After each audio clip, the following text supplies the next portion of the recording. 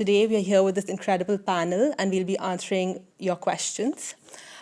Before we start, I just want to say, in case the video goes off, please bear with us. Stay on the page and it should restart itself. And before I ask the first question, I'm just going to ask the panel to introduce themselves. So if you could just say your name and your role over here in Oxford. Starting with you. Great, so I'm Nick Mastroddi and I'm from the Graduate Admissions Office. We're here answering sort of general questions about the university's admissions process for graduate study. I'm Avni and I work at the Africa Oxford Initiative. I'm Morategi. I'm doing a DPhil in geography and I'm from South Africa and in Linacre College.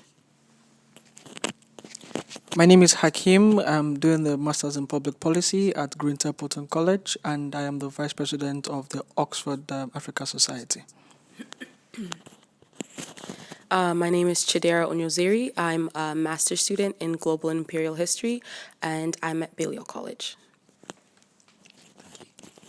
Hello, my name's Nick Brown. I'm principal here at Linacre College, and I'm also in charge of the Oxford Graduate Scholarship Matching Scheme and a commissioner on the Commonwealth Scholarship Commission. And my name's Adam Ritchie. I'm a lecturer at St Catherine's College and I'm the Senior Admissions Advisor at the Blavatnik School of Government and a Senior Project Manager in the Nuffield Department of Medicine.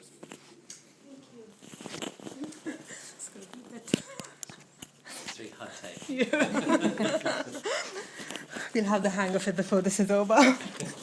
So, I think the first couple of questions are quite technical about the admissions criteria, so maybe, Nick, you want to answer them.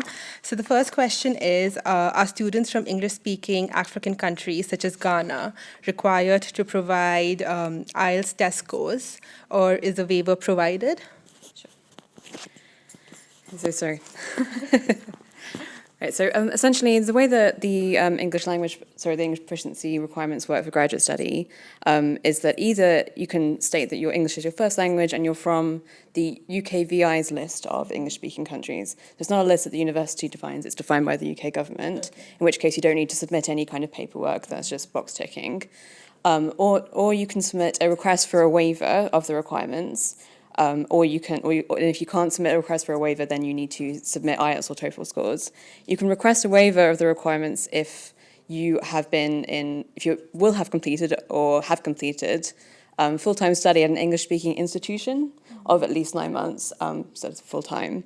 So even though coming from Ghana or another sort of majority English-speaking country in Africa wouldn't just qualify you for a waiver with no extra. So you can't you need to still submit a waiver request, basically. But you could do that on the basis that you've studied in English at your university. Mm-hmm. So that would still be quite a straightforward process. It's just submitting a really short statement to your application when you apply, and the department considers it alongside your application.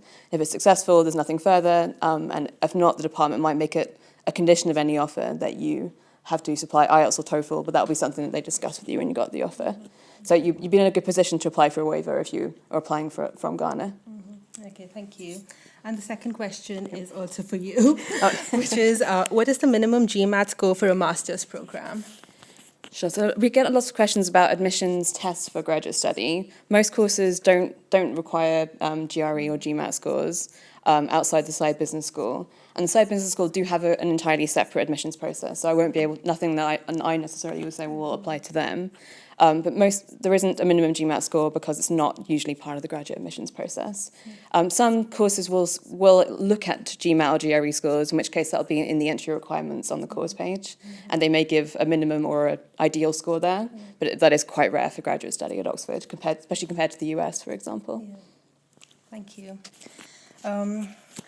Our third question is related to DPhil, and the question is, can second-year MPhil students apply and enroll for a DPhil while awaiting the thesis corrections, which normally takes up to an extra year?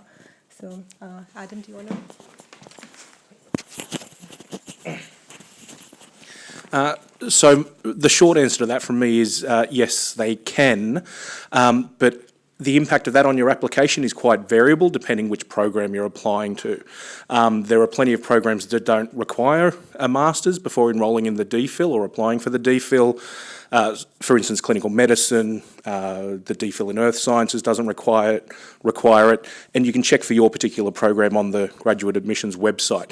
There are others that do require you have a master's before you start the program.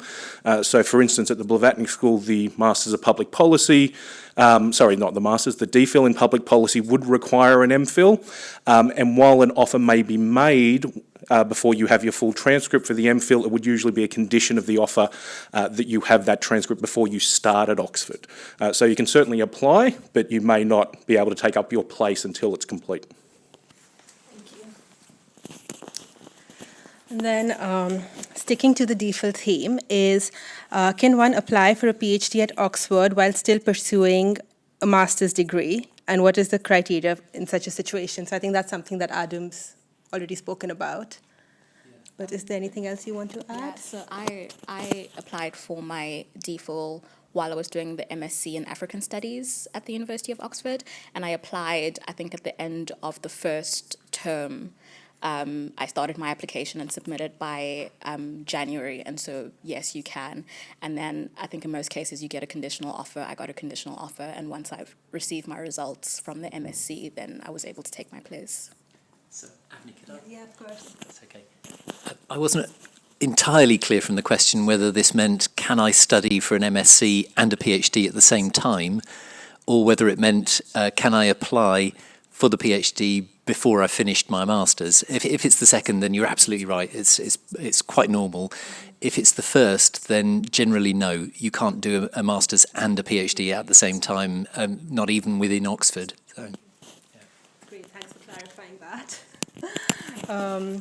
And then another DPhil and college-related question is, do I need to apply to the same college where my DPhil supervisor is a fellow? Would you like me to answer? Yes, you don't mind. No, absolutely no need to do that at all. I mean, it may well be that your PhD supervisor is at a college that has a particular strength in that subject area, and that might be something you want to take into account because you'd like a lot of colleagues around you who are studying in similar sorts of areas. But it's absolutely no reason. You can have free choice of any one of the 38 colleges or 6 PPHs, provided that they offer places in your subject area. There may well be an advantage in not being in the same college as your supervisor, because often being at a college where you're not still under the wing of your supervisor allows you to get independent advice on tackling all sorts of the challenges that will come up during your DPhil. So I would say don't have that as an important criterion. Thank you. And I think the next couple of questions are about what kind of degrees are acceptable to apply to Oxford. So what would be the equivalent qualification to a UK first class or strong upper class degree in Sudan to the UK? Sure, yes. And also, does the University of Oxford accept a strong second upper class degree for masters? So see, graduate admissions, and I'm sure departments as well, get a lot of questions about what is what's the appropriate qualification for applying. Obviously, the answer to that really varies depending on the course. There's a general admissions policy which is all graduate applicants need to have at least a strong upper second degree, but for some courses it is higher. For some courses it's a first class degree. Obviously, finding the equivalent in your country's system. I mean, sometimes it's very straightforward. There are some countries that do use a similar, like a first and 2-1 and 2-2 classifications. And from this year, we've tried to give some guidance for the most common qualifications from some countries on the graduate admissions website. It's the first time we've done that, and I think there's 25 countries there now. We're trying to expand that guidance, but it's obviously never going to cover all 150 countries, because also that needs to be updated constantly and it needs to be really robustly researched. But also departments are welcome to use their own. Some departments will have a really good set of their own guidance for assessors and for applicants about what they would accept. So I always recommend that if you're not sure about whether your background is suitable to speak to your academic department, if you're really unsure. But do have a look at on the graduate admissions website for the entry requirement equivalencies as well. Thank you. And then okay. We also have a question about, do you accept students from Nigerian universities and what are the requirements? So Hakeem, do you want to talk about that? Yes, that is why I'm here.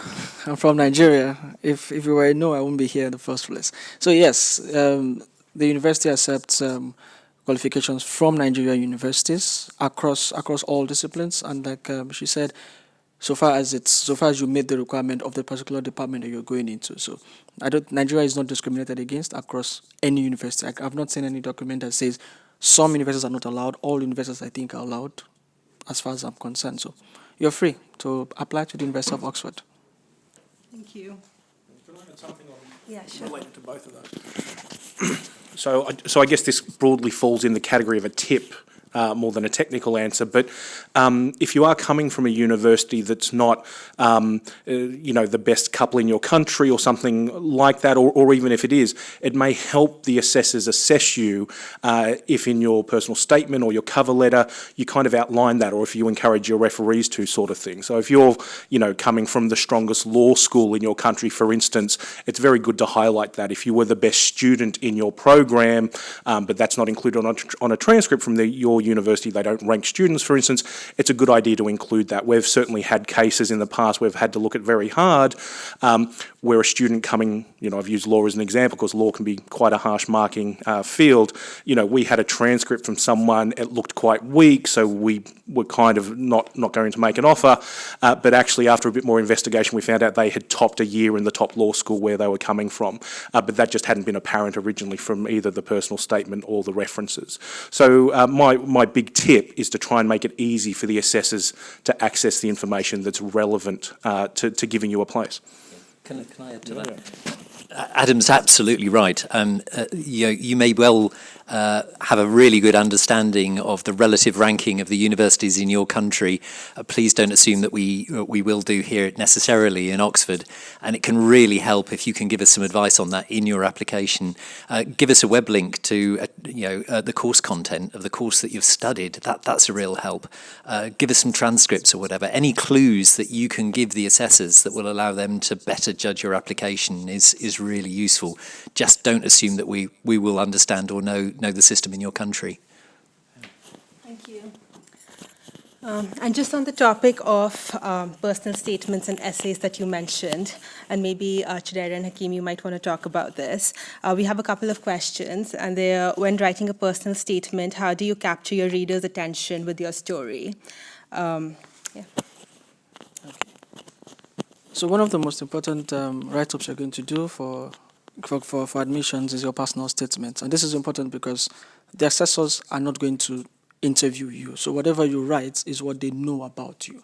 So the question is, you need to put in your strongest game in writing your personal statement. And then it has been said that one of the ways you can do it is writing a story and let the assessor flow with you. Now, what would make your story very catchy is if you can appeal to, like I would do, to the emotions of the assessor. Let them see, make it like a movie they can visualize. And eventually they would see that without giving you an offer, that movie is not complete. That movie would not end well if they don't give you an offer. And they would absolutely give you. So make it see that, oh, my movie I started from here is going down, but I need this part of my movie, which is in your university, to add to this movie. Then, whoa, I'm there already. So it's a beautiful story of educational background, and sometimes your story is always very great if your story really, really, really, really happened, because anybody can cook up a story. But your story gets very catchy. If it happened. It might not have happened to you. It might have happened to someone that you've observed. But it makes it really strong if you can let them see that, oh, this story actually links to why you are applying for that course. It's not just any story. Oh, okay, my father died when I was 4. Okay, does that affect why I should give admission? If it doesn't answer that question, then no. But your father died when you were 4 must link to why you need this education at this point, not just a story. Link it to the reason you're applying, and it makes a complete, like I say, it makes a complete movie, and they would see that without that admission, your movie will not be a blockbuster. Chidera, do you want to add something? Yeah, just a couple things to add. Just building off of what Hakeem just said, I think that when you're writing your personal statement, 3 things to keep in mind are why this particular degree, why now, and why Oxford. If as you're writing your personal statement, just keep those 3 questions in mind. So even as you're writing the story, why the degree? So for me, I'm studying global and imperial history. So why global and imperial history? Why now? And why Oxford? And so that answering those 3 questions gives your personal statement a strong emphasis, and it makes your personal statement seem very urgent. And then the other thing to keep in mind, I think the question was, what makes your personal statement capture your reader's attention? One thing to keep in mind is talking about or trying to convey this similarity between you and your audience. So remembering that you're writing to an audience, and as African students or Black students or students from lower socioeconomic backgrounds, the audience that you're writing to is often very different from you. And so in your personal statement, in as much as you're writing about your particular field, you want to show that you share something in common with your assessor, with your audience. And so whether that thing that you have in common is your passion for the course, or maybe that thing that you have in common with the assessor is maybe it's just an awareness of social events, of current events that are dear to you, and that may also be dear to the assessor. So just keeping in mind your audience, and just trying to find something, trying to convey some type of trying to establish some type of connection between yourself and the audience. Okay. Can I add something to it? So when she mentioned about understanding that your reader is not in your country, most of the time he has never been in your country. So at some point you need to put him into perspective. I'll give an example. In one of my essays, I was quoting a particular amount of money that Nigerians pay for something. But if I had put something like 1,000 naira, my reader might assume I'm talking about 1,000 to him, I mean 1,000 pounds. So I had to convert it to pounds so a person can understand that 1,000 naira is this amount in your country. So it shows how small it is, but how big it might be. So understanding that they've not been there, they're not with you, and also answering those 3 questions. So every line of your story must answer those 3 questions I should mention. Why this course? There are lots of other courses that you would have done, but how does your story answer that? Why now? You could apply in the next 10 years' time. Let them understand that if they do not give you that admission now, something bad might happen. Let them understand that you're not coming there because you have 1 year to waste in your country and you don't want to spend it in Oxford and Harry Potter's village. Let me just comment. No. Let them understand that if they don't give you now, it is crucial. It is very important in not only your life, because I'm studying public policy, so not only my life, but the life of Nigeria and Africa. So I'm linking it back to this moment. You want to say something to it? Very quickly, if that's all right, Anthony. Yeah. So I would say my top tip is to, as my colleagues have very wisely said already, think who you're writing this for.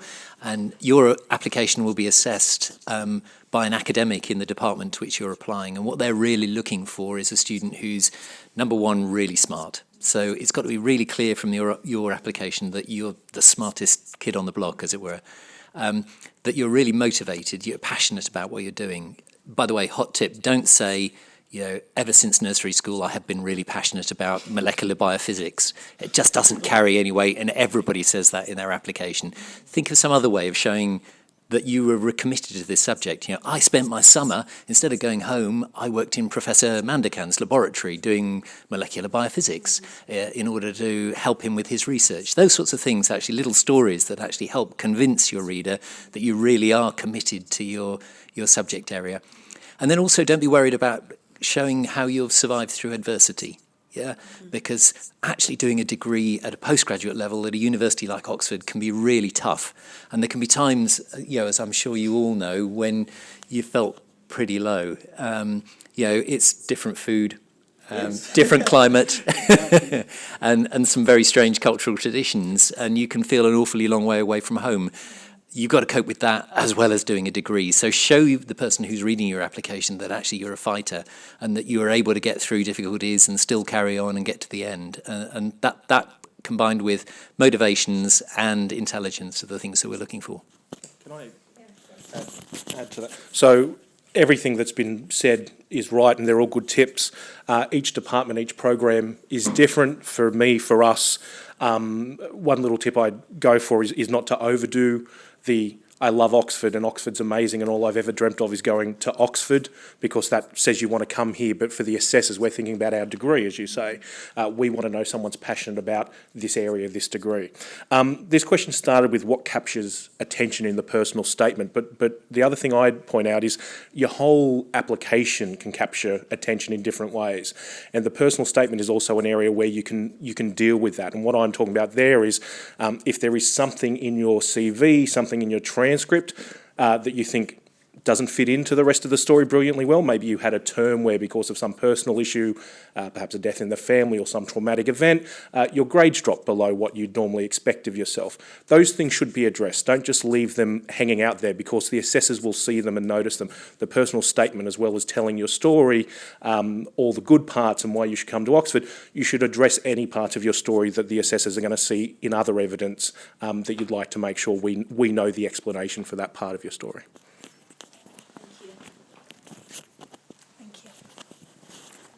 And then we have a DPhil related question, which is it necessary to have a supervisor when applying for a DPhil? And how can one go about finding the right supervisor as well?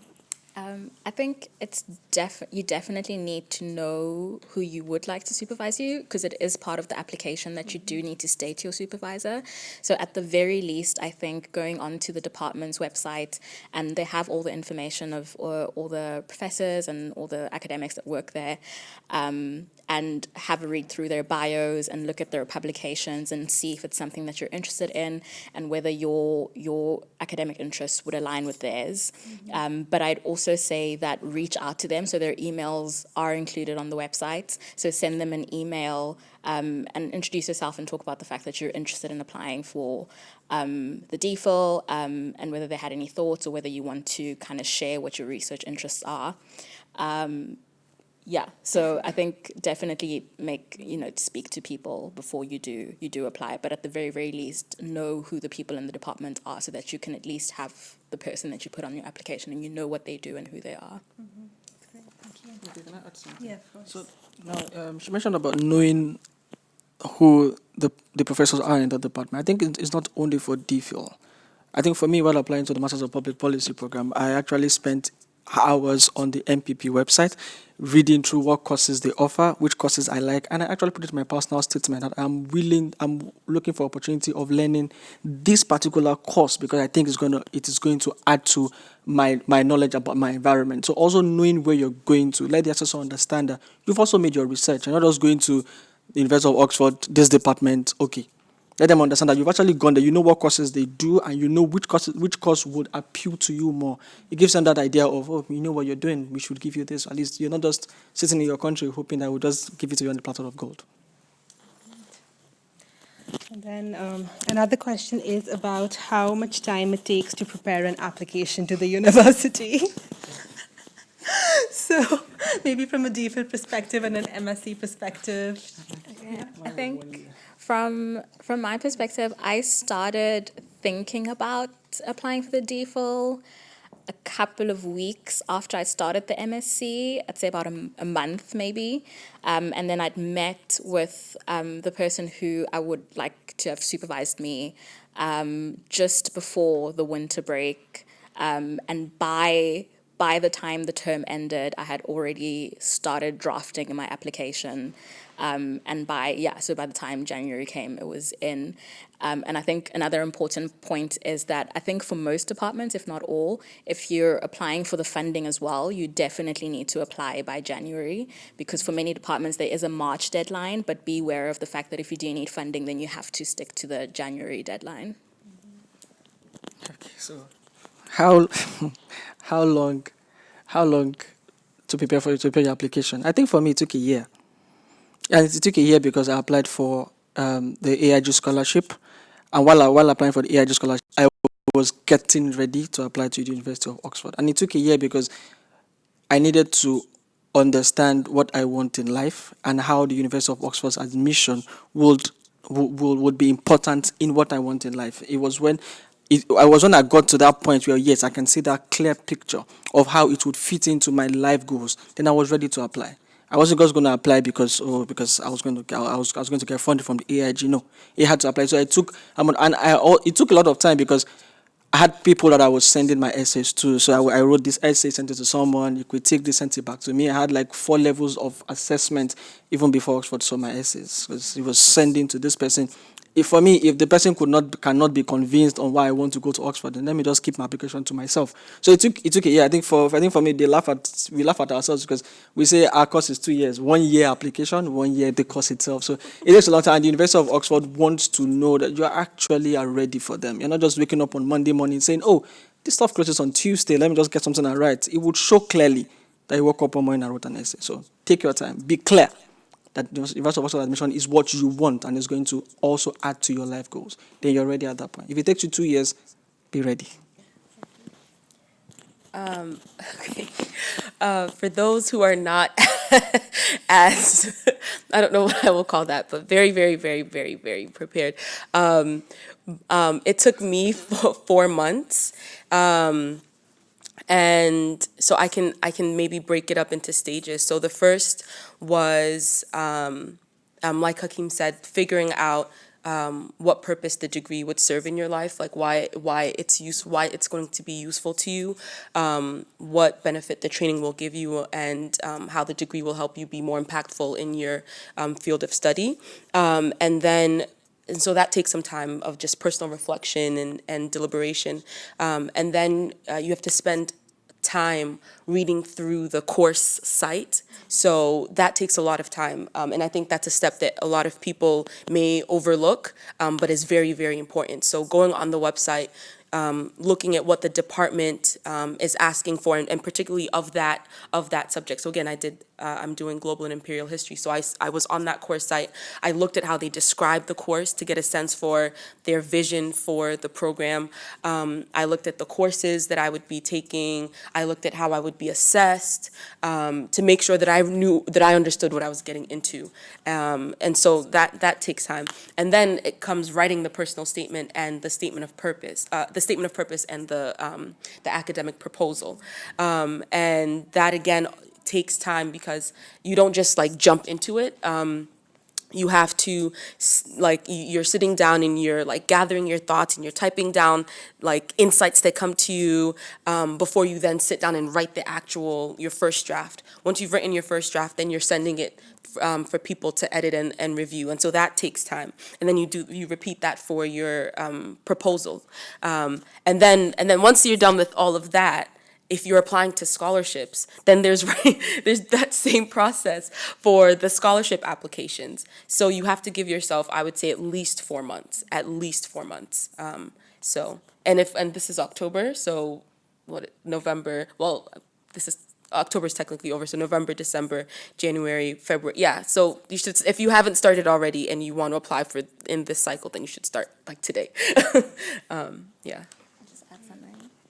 Just to flag, I think for me, because I was already, my DPhil is pretty much an extension of the work that I was doing in my MSc, so it made things much easier for me, and that's why I was able to spend a little less time, and so keep that in mind as well, but also flagging that if you are going to, because for the DPhil you don't have a statement of purpose, it's just the proposal, and so if you're going to be asking for feedback on that, give the people who are giving you feedback enough time to be able to read it and respond with proper comments. Yeah, can I add something to this also? And I think also getting ready is understanding the requirements to get admission into that course. So for the MPP program, it's about the essays where I think we had to write a personal statement. We had to write a policy draft of 8,500 words. And the question is, I had to sit down and understand, like, what policy issue am I really interested in to be able to write on?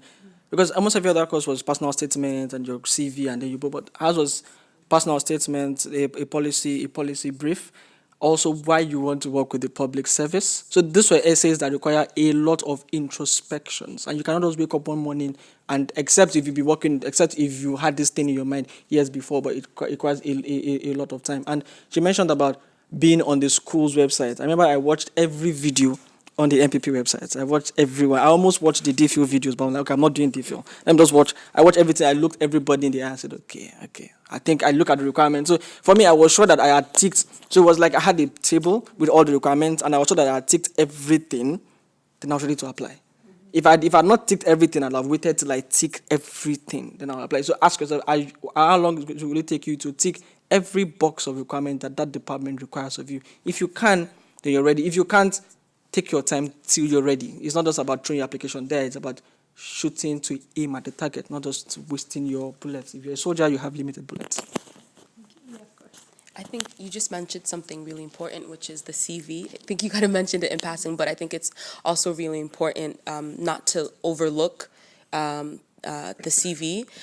You want your CV as much as your personal statement and academic proposal to be your best piece of writing, to be as great a piece of writing as you can make it, because your CV is an opportunity to show your assessors what you're doing outside of the classroom, and especially if what you're doing outside of the classroom complements what you're doing in the classroom, then it's really important to make sure that that's clearly stated and that's clearly demonstrated. And your CV is also an opportunity for you to connect what you're writing about in your personal statement and like show your assessors that I'm not just saying these things, like it's also reflected in my resume or CV. So just don't think of the CV as like something to just overlook. Like it's also every part of your application makes an impression. So you have to make sure that every part of your application is polished.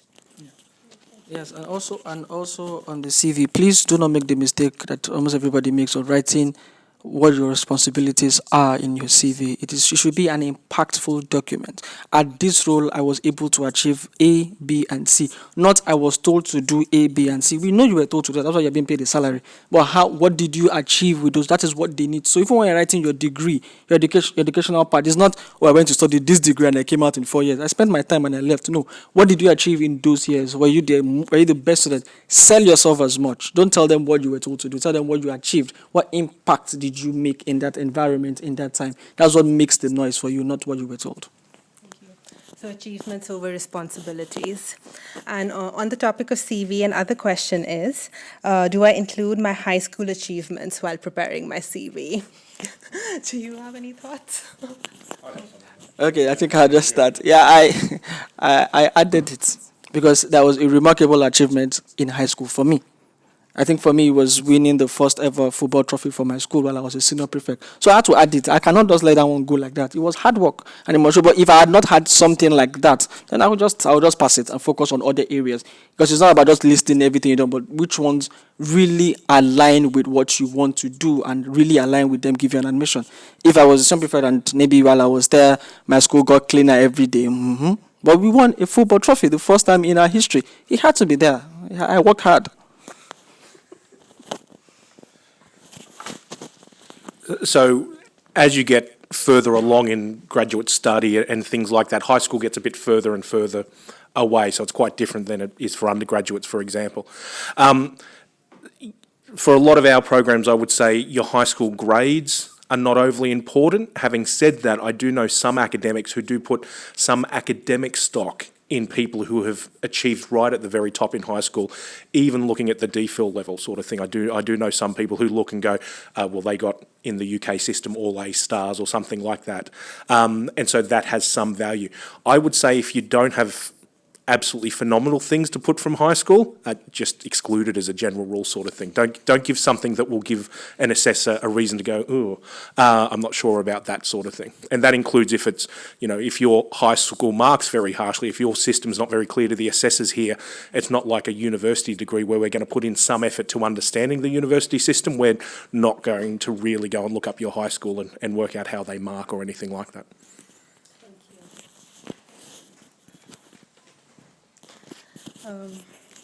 Then another admissions-related question, maybe Nick, you want to answer this one, is will I be able to attend the University of Oxford if I get admission into a department but not a college? So if you get admission into a department, you will get admitted into a college. You might not get admitted into the college that you actually would have liked to attend, but the university will find you a college before you arrive, and you'll be allocated a place in that college. So technically speaking, the answer to this question is no, but it's not something you need to worry about. Thank you. And then we have, how easy is it for a medical doctor to study a master in public health at Oxford? And are there opportunities for part-time work as a doctor or researcher while at Oxford for MPH students? Well, the first thing I'd ask, are you working as a doctor on the side? Yeah. Well, I'm a dentist. Right. I'm a trained dentist. So you answer first, then I'll take it up. All right, so let me give the answer. So the short answer to that is I would very, very, very strongly recommend against that. It does vary a little bit program to program, but for a lot of the sort of, there isn't a master's in public health as such at Oxford. There's a range of related masters, like the masters in tropical medicine, masters in epidemiology and things like that. A lot of those programs are quite intense, as is the MPP, as are quite a few of the other programs. So it would be very difficult, realistically, to find the time to do what I would call meaningful work on the side of that. The students I have known who have attempted that almost exclusively have what I might say come a cropper at some point sort of thing. So either they've not been able to commit to the work properly, but more significantly at the Oxford end, they've struggled either with their attendance at class or they've struggled to do the work required outside of class, the readings, the essays, everything that goes along with it. And either their engagement with the program has dropped and or their performance on the program has dropped.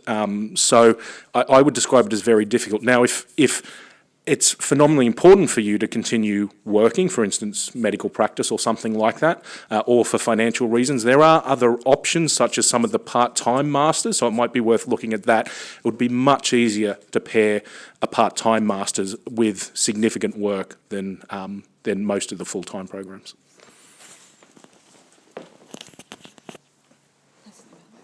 Yeah, sure. So yeah, obviously on the employment sort of part, there are some university regulations as well, right, about the amount of paid work that you can do. So we don't normally advise like upfront that it's necessarily going to be possible to do it at the same time. But yeah, I mean, obviously there are some opportunities for teaching sometimes through the course as well, for DPhil students and that sort of thing. But it's a bit difficult. Do you want to keep that for a second? Because another question we have is, what are the important dates to keep in mind during the application process? I'm glad that January already came up because I think that's the really big one. If anyone asks me, like the January deadlines are the most important thing to remember. So this year, the 10th and 24th of January are the two major application deadlines, and which one is will depend on which course you're applying to. And you really need to apply to those deadlines if you want to be considered for funding, if you might need a student visa, and also if you want to be considered for the university's, if you want to apply for a waiver of the application fee as well. If you're applying from one of the World Bank low-income countries and you want an application fee waiver, then you need to apply by January as well. So that's a big date. Those are the big dates for lots of things.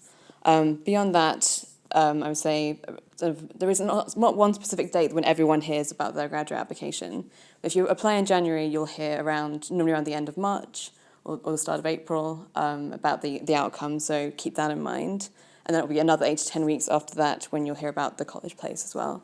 But really the big dates are January and then March for outcomes, and then funding decisions can again come any time, but there are some really major awards that send out decisions around late April, early May as well. So yeah, things not specific dates after the January ones, but those are the really big sort of points in the timeline. Thank you. Then another DPhil related question is, this should be fine. Sorry about that. Is it possible to apply for a PhD in two departments? And I think this is under the assumption that the proposal is closely related to work done in two different departments. I can answer that one. Yeah, sure. The answer is yes. It's even possible to do it across two divisions. And what we aim to provide is the best possible supervision team. And if that means that your supervisors are in two different departments, then so be it. Very often these days, there are interdisciplinary PhD subjects which actually require you to have two supervisors, one in each department. So exactly, that's definitely possible. there's even a few programs where it's not even in this university sort of thing. So there's a few medical programs, for instance, where you spend some time here at Oxford, then you spend some time at the National Institutes of Health in the US, for example. So there is a huge range. It just depends which program you're applying to and who's supervising. Now we have a general question that is, can current students in the program help in the application process? So is that, I think this is more about like a mentoring scheme or something. I think maybe Hakeem can speak more to that, but there definitely is. I've participated in a mentoring scheme last year, and I've helped people with their applications and personal statements and so on. So there definitely is help. Yeah, just like she said, yes. Yes, I am a recipient of that particular opportunity. I came in via the AfriSoc mentorship scheme, and I was being mentored by a student there. And luckily for me, he was on the same scholarship I was also applying for. So he was mentoring me on two fronts, to get the Oxford admission and to also get to get the scholarship I got. So yes, but it's not quite easy for current students. I understand that it's a very busy time for them, but I'm sure for those who can find time, who can sacrifice, yes, it happens and it will happen. Anybody wants to say anything? I would say get help wherever you can, and I think the Oxford African Society is a fantastic source of very highly informed help. And the members of the Oxford African Society don't face the conflict of interests that we as staff members face. So it's not easy for me to give help to anybody in their application process, but it's very easy for you who actually know a hell of a lot about this place and the sorts of quality and the type of application that's going to go down well to give really good advice to people following in your footsteps.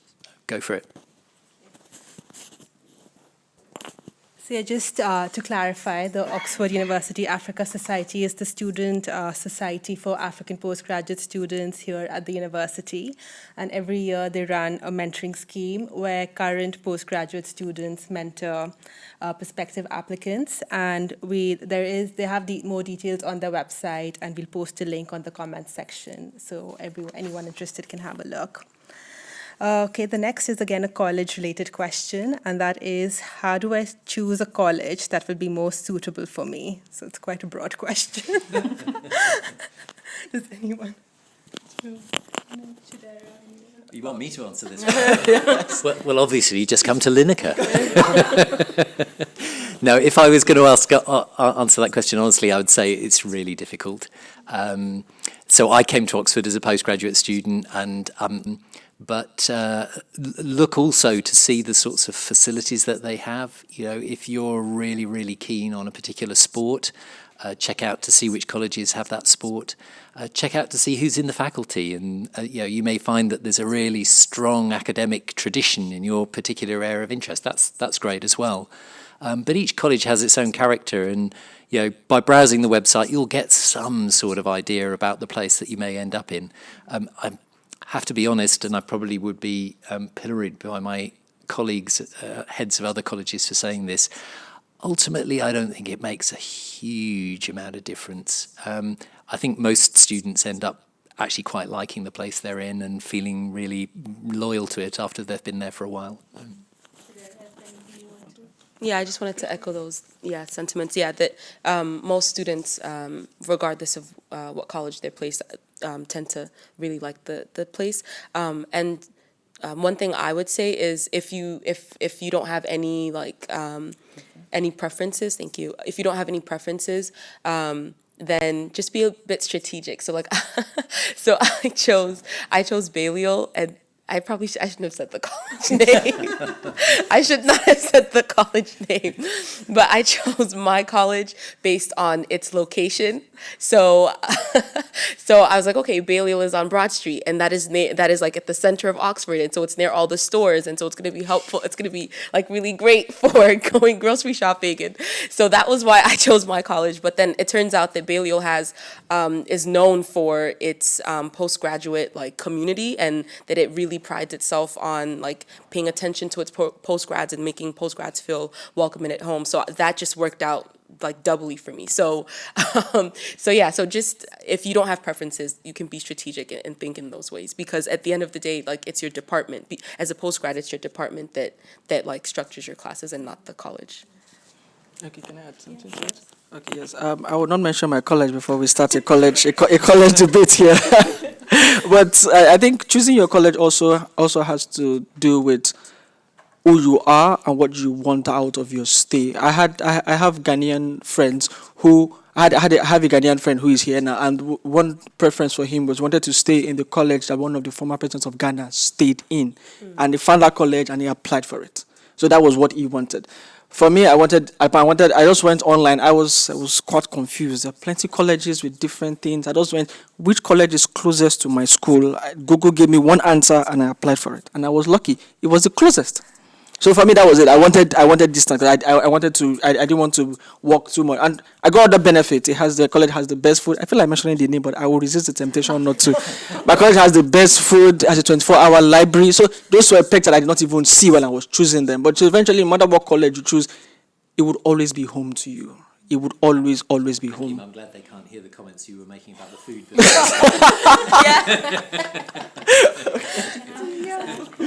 I think for me, because coming from, I mean, prior to applying to Oxford, I didn't know anything about colleges or what they were or what their purpose was. And I wish I'd spent a little bit more time speaking to people about colleges, because I think for me and for a lot of people, it does make a difference. So I think it's worth kind of going on the websites, speaking to people if you can, and also thinking very carefully, like you said, about what it is that you want from your time in Oxford, and what your kind of non-negotiables or et cetera are, because in some places the rent might be higher if you're looking for lower rent. So things like that, but also don't get hung up on it because you might not get the college that you want. And generally, you know, colleges are great, so you're not going to have a horrible time. But if you do have like things that you really want, to think about which college might offer them to you. Can I say something really quickly about that? Yeah, sure. Just a totally practical point on that, which is that if you looked at all the options and you still can't choose, you don't have to choose a college when you apply as well. Like if you've looked at a couple and you're just not sure, you can make an open college application. A good proportion of graduate applicants do that, and that is an option. You don't absolutely have to pick one if you don't want to. But obviously these are all great strategies for thinking about what you do want. So that's really good. Thanks. Okay. Now we're going to come to the most important questions about scholarships. So the first is a very broad question, and that is, what scholarship options are available? Do you want to talk about some of the ones that you're involved with? Sorry. Yeah. So actually, Oxford has an amazing portfolio of scholarships. Many of them are subject related, so they're specific to students applying for particular subjects. And some of them are specific to particular colleges, and some of them are specific to particular geographies, so they might be available only to students from sub-Saharan Africa or from Russia or somewhere like that. The best place to try and find the selection of scholarships that are suitable to you is to go onto the website, the Fees and Funding webpage, and there's a scholarship search on there where you can put in your information, and when you press the search button, it will come back with a list of all the scholarships for which you're eligible. And I think that's by far and away the best way of finding out. Once you've got a list of scholarships for which you're eligible, then actually take the time to read up about them, because if this is a scholarship that's only available to students who've applied to Green Templeton College, you want to make sure you apply to Green Templeton College rather than actually apply for the scholarship and then try to go to Balliol. Make sure that you're actually applying for a course for which this scholarship is applicable. There are a number of scholarships which are available to students outside of Oxford University that you might want to consider, and those include MasterCard and the Commonwealth Scholarship Commission. And the Commonwealth I know a lot about because I'm the commissioner, and we supply about 700 scholarships annually for students from the developing Commonwealth countries to come to the UK. So for many students from Africa, that could be a really good place to start looking. And it's a competitive process because it's not just for Oxford, it's for every UK university. But I think the students who are coming to Oxford are often, really good scholars, and they stand a really good chance of securing one of those awards. So I would go and have a look there. Did you want to? Chevening would be another one I mentioned. Deadlines were mentioned before, and just there's a little voice at the back of my head going, I think I got an email yesterday just as a reminder that Chevening's deadline is very soon, sometime in November 5 or 6. Or January ones are for Oxford only, but obviously that one's not offered by the university. Yeah, that's right. So the January deadlines we were talking about were internal ones. There's, roads, for example, obviously is an entirely different application process. So there are scholarships which are Oxford internal, scholarships departmental that Nick mentioned, and then scholarships which are outside. So you've got to have a look. At the Blavatnik School, we like innovation, getting things done and things like that. We've seen students get plenty of funding from what I might call non-traditional routes. So finding a sponsor in their country who might not be advertising a scholarship, but convincing them that they want to support your study at Oxford and that will add to the country or something like that. I've seen students do Kickstarter type pages and things like that to contribute to it. I've seen a student go and convince their local Rotary organisation that they wanted to make them their project for the year and raise funds for them to come and study at Oxford. So beyond the normal scholarship route, there's all sorts of innovative ways to try and find funding to come here. Because when I ask my colleagues up in medicine, what's the most difficult thing about getting to Oxford? The answer is the funding sort of thing. It is the big one. Yep. Can I add something to it? So another thing that you also want to put into consideration while you're applying, answer the question of time, is also knowing which scholarship or would give you appropriate funding. Knowing that scholarship also beforehand is quite important. I think one scholarship I would like to mention is the AIG scholarship, the African Institute for Governance, that is specifically for public policy masters, and it is open. I think now it is open to the whole of Africa or West Africa. So you also need to know which scholarships you're going. Like I said, you can find some on the department's website. They'll put it there. Okay, these scholarships are applicable for this course, and then you can find your way. But do your research, because funding is very, very important. The only thing I would add is just to be proactive and to see the scholarship application process as part of your application. So I feel like there's like a temptation to look at the application for admission as one part, and then after that, then you start working. But like you should look at them both in tandem and work on them together, because they're both they both feed off of each other and they're both really important. Did you want to add something to that? I think we covered everything really well. Great. So then we have, how can I make a strong scholarship application? And is there a separate application for scholarships, or is it included in the general application? Do you want to talk out of experience? Okay, so I think I'd like to start that. Yeah, it's a different application from the admissions application, and I think for me it is about looking at the scholarship and who they actually want. So each scholarship is trying to, the aim is to build capacity to solve a problem. And the question is, are you the person that they're looking for? Do you have that feature? If you have that, then you are better at applying. So for me, the air scholarship for people who want to be in the public sector, I want to be in the public sector. So I found that alignment and I applied. Other scholarship might have been there, but the question is, do I really fit into the picture of what they want? So that's most important. Like, then also, what value are you looking at adding? So those questions are what would determine what kind of scholarships you will be eligible. But it is, like she said, it's also a difficult application, because you're applying alongside a lot of people. I think for AIG they're choosing just 5. Last year was 5 out of 14,000. So you need to know what you're doing to be part of that 5 out of 14,000 in about 4 months application process. If I may, yeah, that's okay. So I don't think there's an easy answer to this question, because it depends on the scholarship. If you're applying for Cheveningen or Rhodes or Commonwealth, then it's definitely a separate application, and you need to go onto those websites and look at how to apply. But there's a very large amount of funding which is actually just bound up within the Oxford application process. And as you very wisely said, think about funding as you make your application. Don't leave it until afterwards. A lot of our scholarship awards, we will award by default to the best applicants to the course, because the course has that funding there in order to make sure it can support the very best students. And you'll be considered for that scholarship, whether you apply for it or not. But then there are also a whole bunch of scholarships, many attached to colleges, some of the very historic scholarships which require separate applications. So be on your toes, get smart, read what's on the website, look at the scholarships that come up when you do your scholarship search, and look at the conditions for each one. It's well worth putting in the hard work, the research, in order to understand it, because, as everybody said, this is so important. I think just really quick, really quick. He just touched on something really important, which is that there are some scholarships that are awarded by the university, by the college, and so when you are selecting colleges, that's also something to keep in mind. If you don't have any other preferences, you can also select a college based on the fact that it offers scholarships to its students. So that's just something to keep in mind about scholarships in colleges.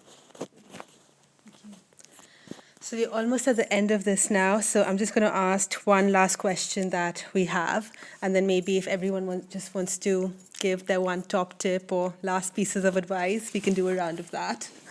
Just the last question is a DPhil related question, and that is it possible to pursue a topic that was different from your initial proposal? Yes, definitely possible. In fact, what I started off in my proposal is not exactly what I'm looking at now, but as long as you'll pretty much stay within the broader parameters, but you're definitely allowed to change, even within the DPhil itself, from your transfer from 1 year to the next, you'll probably change your topic as well. So definitely you're allowed to. Can I just add very quickly to that? I'd say it's not just possible, it's also highly probable, because it would be amazing if you knew exactly what you wanted to do for your DPhil before you even came here. And by the time you've been researching that for 3 years, you'll be one of the world's experts in the subject, and you'll have a much better idea about what's a really hot thing to be doing research on. So yeah, please let your PhD evolve as you become much, much more knowledgeable about the subject. And the university is entirely on board with allowing you to evolve the focus of your research as it develops. That's how research works. Yeah. I want to give the mic to Adam. Right, Adam. Right. So is this top tips time sort of thing? All right. So top tip from me.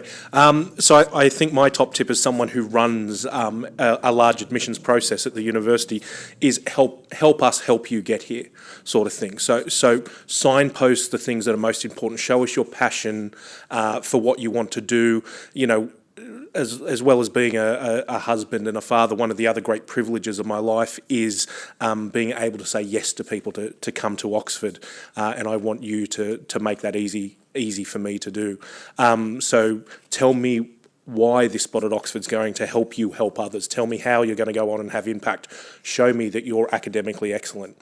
Make sure it's there in the application. Don't keep it hidden. Don't be shy. Don't be polite about it. Put it out there, put it forward, and help us help you. Yeah, Adam's top tip is almost exactly the same as mine, which is we really want you, and we're definitely here to help you make the best possible application that you can. So don't be frightened about the process. Go for it. It's it's a wonderful opportunity to be able to come to this university, and if you need help, get in touch. And there are plenty of people here who can give you advice and guidance. But the university is on your side. We're looking really hard in every corner of the world for the very, very best students. And if you're one of those, we want you.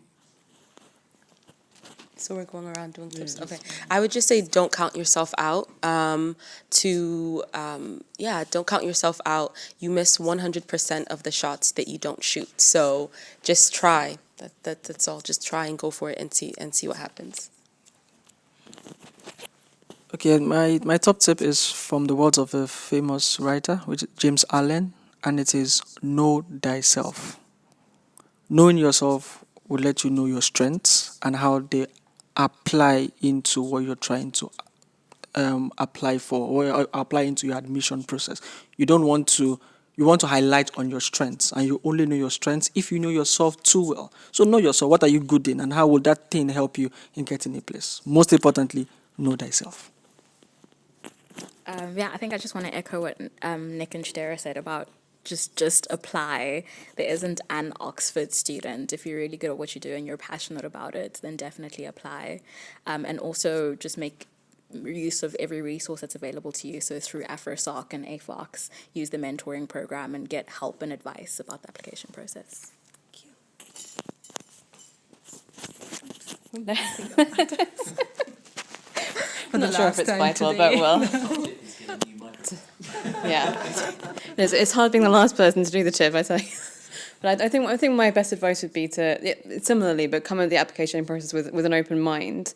Sort of read through the instructions carefully. Don't assume what a document will look like or what Oxford wants. So no, we're really careful and think a lot about what the instructions we want to give to applicants and entry requirements. So just make sure you're reading those and sort of listen when Oxford tells you through the instructions what we want. Just listen to that.